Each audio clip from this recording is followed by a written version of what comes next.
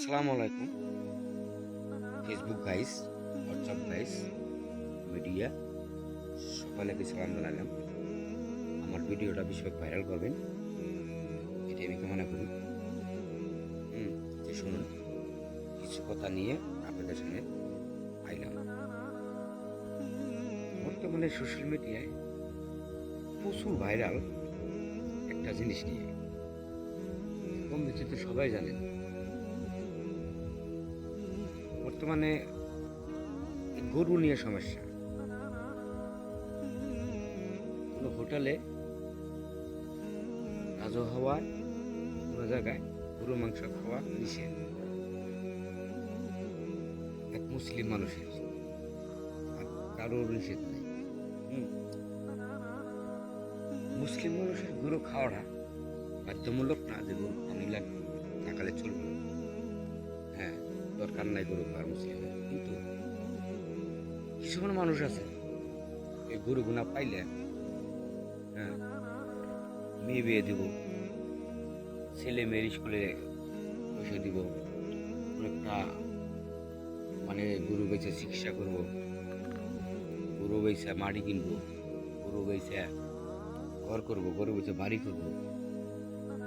হ্যাঁ, এর জন্য মানুষ গরু পালন করে। কিন্তু গরুরা মুসলিম মানুষের খাদ্য, প্রিয় খাদ্য না, যেটা ছাড়া মুসলিমের চলবে না। হ্যাঁ, মুসলিম মানুষের গরু না পাললেও চলবো, না খাইলেও চলবো, চলতে পারবে। কারণ কিছুমান জাতি আছে, সেই জাতিগুলোর গরু না বেচলে তার সংসার চলবে না। তার মেয়ে বিয়ে দিতে পারবো না, একটা মাটি বীজ কিনতে পারবো না, একটা ঘর দিতে পারবো না ওই গরু না বেচলে। একটা মানুষের বাড়িতে 5টা 6টা 7টা 10 টাকার গরু থাকে, কিন্তু সেই গরু বেচে বহুত সমস্যাগুলো দূর করে। আর সেই গরুগুলা যদি হন খাওয়া না চলে, মুসলিমে না চলে, ইয়ে না চলে, বিক্রি করবো কার কাছে?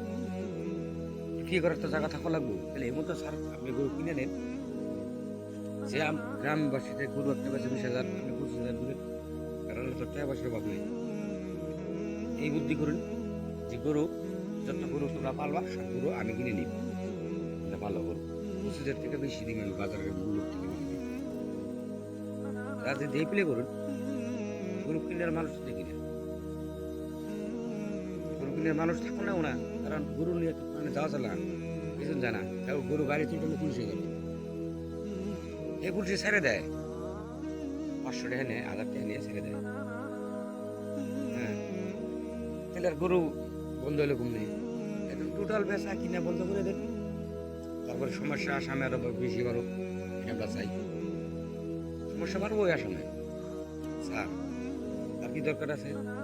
এরা কি করে খাই খাই, গরু বেশি গরু খাই, গরু দেখ মারা যায়, এটা করবে। কিন্তু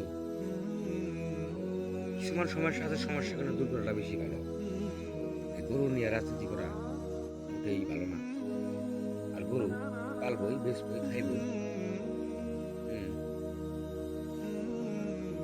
মাননীয় মুখ্যমন্ত্রী স্যার, আপনি গরু নিয়ে রাজনীতিটা বন্ধ করেন, কারণ সবেরই গরু দরকার আছে, অনেক দরকার।